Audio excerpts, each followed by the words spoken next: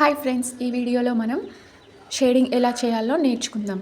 మన ఫస్ట్ క్లాస్లో వచ్చేసి బ్రషెస్తో కలర్తో ఎలా చేయాలో, అలాగే పెన్సిల్తో కూడా ఫస్ట్ ప్రాక్టీస్ చేసి ఆ తర్వాత బ్రష్తో ఎలా ప్రాక్టీస్ చేయాలో చూసాము. ఈ వీడియోలో 2 కలర్స్ మిక్స్ చేసి ఫ్లాట్ బ్రష్ తోటి షేడింగ్ ఎలా చేయాలో చూద్దాం.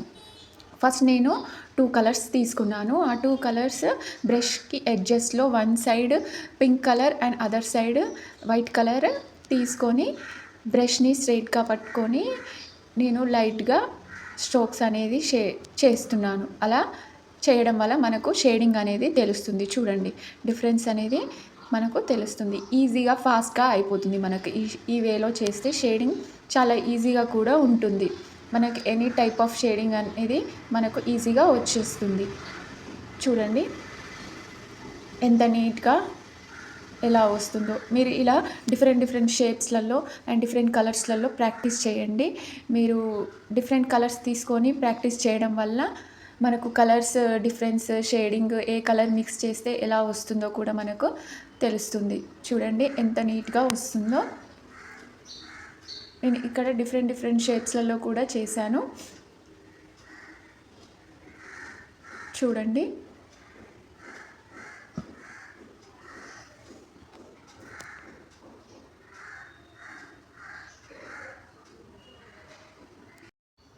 ఇక్కడ బ్లూ కలర్తో చేశాను.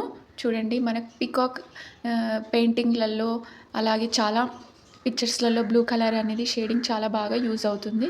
మనం గ్రీన్ కలర్ లీవ్స్ అలాంటి అప్పుడు మనకు గ్రీన్ అండ్ ఎల్లో కాంబినేషన్లో షేడింగ్ అనేది చేయాలి. దానికోసం మీరు డిఫరెంట్ కలర్స్ తీసుకొని షేడింగ్ చేయండి. అప్పుడు మీకు కలర్ వేరియేషన్ అనేది తెలుస్తుంది.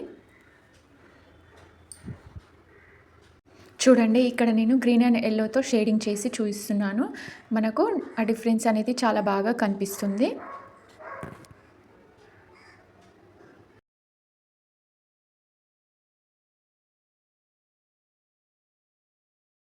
సెకండ్ రౌండ్ బ్రష్ తోటి మనం షేడింగ్ చేయాలి అంటే ఫస్ట్ మనం అవుట్లైన్ వేసుకొని దాని లోపల వైట్ బేస్ తోటి మనం లోపలికి డ్రాగ్ చేస్తూ స్ట్రోక్స్ అనేవి తీసుకోవాలి. దాంతో మనకు షేడింగ్ అనేది నీట్గా వస్తుంది. అది సెకండ్ ఫ్లవర్ పెటల్స్తో వేశాను.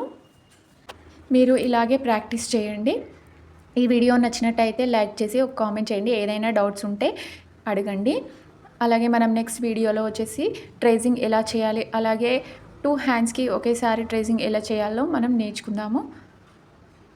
కొత్తగా చూస్తున్న వాళ్ళైతే సబ్స్క్రైబ్ చేసుకోండి, అలాగే లైక్ చేయండి.